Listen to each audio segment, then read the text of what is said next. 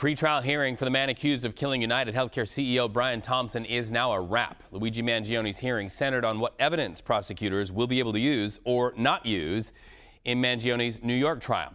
CBS News correspondent Lilia Luciano left courtroom, rushed over to our studios to give us the very latest. So, Lilia, I'm fascinated because 20 witnesses, a marathon pretrial fight. When will we know if Mangione's attorneys will be able to keep any of that evidence out of trial? We'll have to be patient for that, Reed. The judge said that his decision will be in by May 18th. The next time we're going to see Luigi Mangione in court is for hearing for his federal case. That's going to be in on January 9th. This entire series of hearings, it was 9 days over 3 weeks. We heard, as you said, from approximately 20 witnesses, or almost 20 witnesses. Most of them were police officers.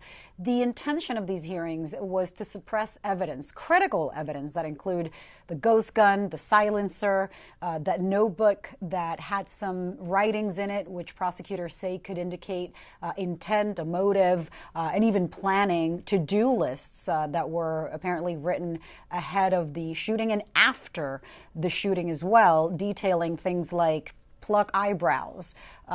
That one really stood out because it's what we were all thinking when Mangione was caught. People were looking for somebody with those eyebrows from the photos that the NYPD had shared initially.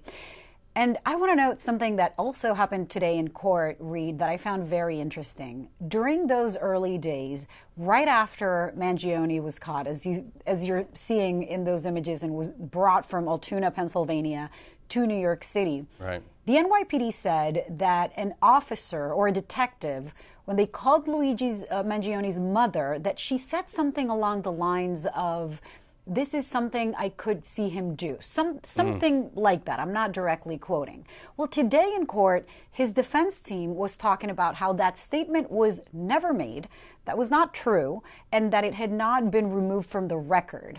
So it was very important for them that the NYPD or prosecutors remove that statement from the record that they say is completely false. So it's important for us too, having heard that from his defense attorneys, that this was reported widely early on, that according to the NYPD, Mangione's mother had made a statement like that, which of course sounds awful, and it seems to not have been true. Well, speaking of statements, it's clear from what you and I both remember is that they wanted to make a statement. New York prosecutors, Eric Adams, the FBI, in that show of force when they brought him back. We all remember that. And so this is just a continuation. Yeah. Lilia Luciano, fresh from the courtroom, thank you so much for that update. As you say, we're going to have to wait until May to see if any of that evidence will have to be left out of trial.